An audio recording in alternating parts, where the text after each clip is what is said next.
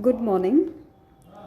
Today we are going to talk about John Milton's famous poem Lycidas. Before that, a little bit about John Milton. John Milton is a very famous, very well-known English poet, and he lived from 1608 to 1674. He was born in 1608, and at the age of 16 years, Milton went to Christ Church College, Cambridge, where he spent almost 7 years. Then he spent another 5 years in hard study so as to equip himself for his life mission as a poet. Now, his literary life, the first phase of his literary life begins in 1608 till 1638. It was the period of university education. From first literary production and European tour from 1625 to 1638. And the second phase from 1639 to 1660 was the period of great political controversies and pamphlet writing activities. And the last phase is from 1660 to 1673. It was a period of his great poetic productions. Now, Milton wanted to be a great poet. So, since the age of 12, he worked on it very hard. And his assiduous reading, much of it by the candlelight, had its effect on his eyes. Finally, he lost the sight of one eye at the age of 42 and was completely blind at the age of 44. Now, so he had to dictate, and he dictated his great epics like Paradise Lost, Paradise Regained, and his great drama named Samson Agonistes to two of his daughters. And Milton, as we know, was a Puritan. In the civil war between the king and parliament, he was the supporter of parliament. And Oliver Cromwell, I told you earlier who was Oliver Cromwell. Now the parliament appointed him Latin secretary to the government. But in 1660, there was restoration, and the Catholic King Charles II came to the British throne, and this blind poet Milton, he had to run into hiding.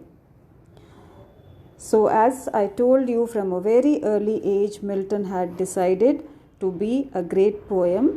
Basically, he was a religious poet. And the theme of his epics is the biblical story of the fall of man and Christ's regaining of heaven. Milton died in 1674 at the age of 76.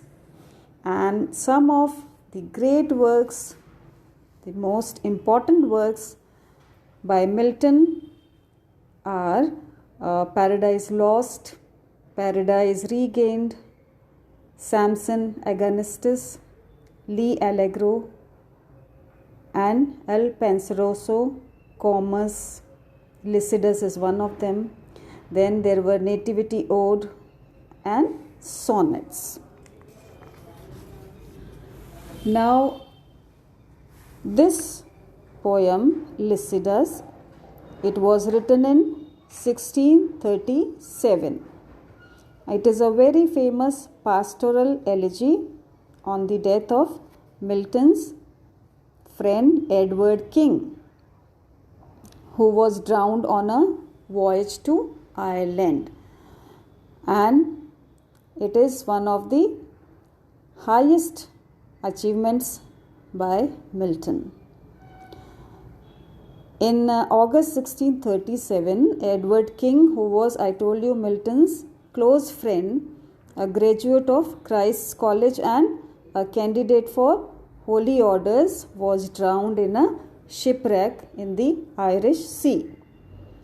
And his Cambridge friends planned to publish a volume of elegies in Latin, Greek, as well as English. So now it was Milton who decided to write an elegy in the memory of his friend King Edward, and the language was English. Now, since this poem is an elegy, let me tell you what is an elegy. An elegy is a brief lyric of mourning or sorrow. It may be either personal or impersonal in character.